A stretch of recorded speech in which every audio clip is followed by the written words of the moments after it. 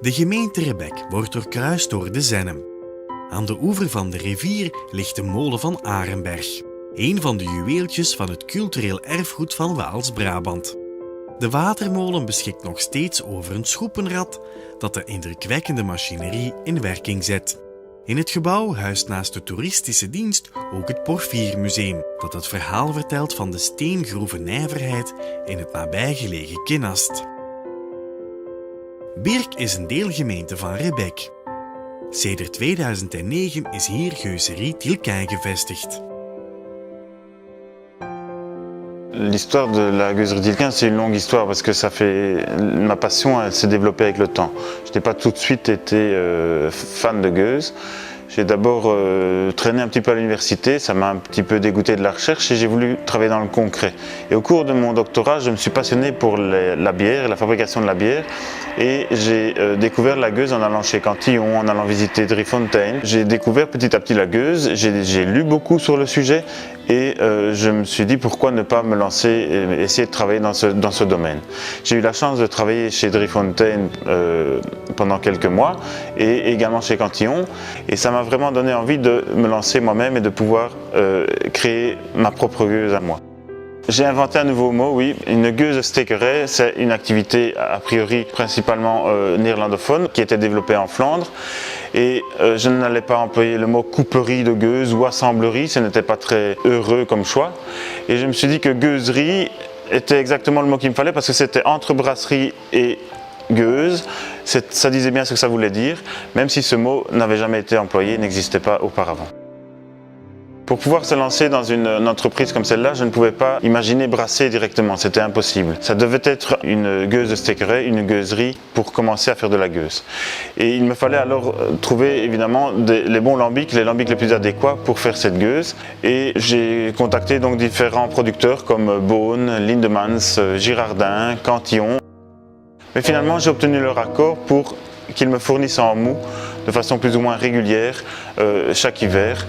Et j'ai donc commencé en février 2009 à stocker du mou. Donc on ne reçoit pas du lambic pur, on reçoit du mou, c'est-à-dire le jus sucré de céréales qui est le lendemain du brassage quand il est refroidi à l'air libre et contaminé. On reçoit du mou qui est amené dans la gueuserie ou la gueuse-stekkerij pour être mis en fermentation en fût de chêne pendant 1 an, 2 ans ou 3 ans. Pour ma part, j'ai choisi des fûts de chêne qui viennent tous de producteurs de vin rouge. 2 tiers viennent de la région de Bordeaux, de Saint-Estèphe, Saint-Émilion, et 1 tiers vient de la région d'Hermitage, Gros-Hermitage, Cornas, donc un Côte-du-Rhône au sud de Lyon. Par la force des choses, je me suis retrouvé le seul et le premier coupeur de gueuse en Wallonie. La plupart des buveurs de gueuse en Belgique habitent en Flandre. Mais par contre, j'ai obtenu pas mal de soutien des autorités locales pour créer mon entreprise, que ce soit au niveau provincial ou au niveau de la région wallonne.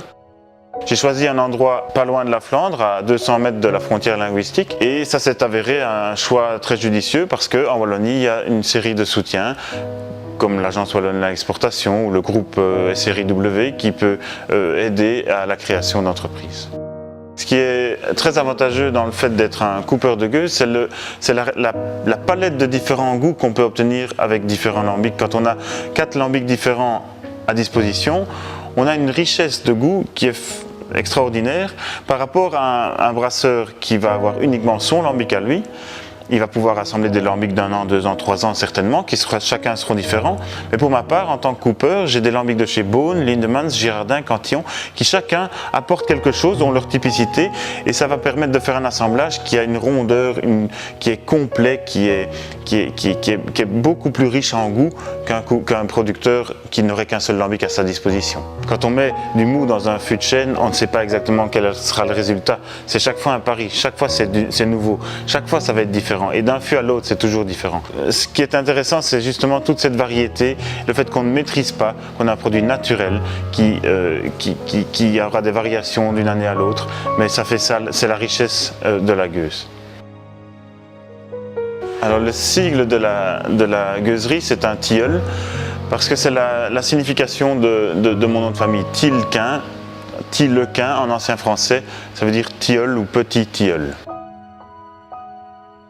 Je suis vraiment très heureux et très fier d'avoir réussi à faire une gueuse comme je la voulais et d'avoir une entreprise qui fonctionne pas trop mal pour l'instant.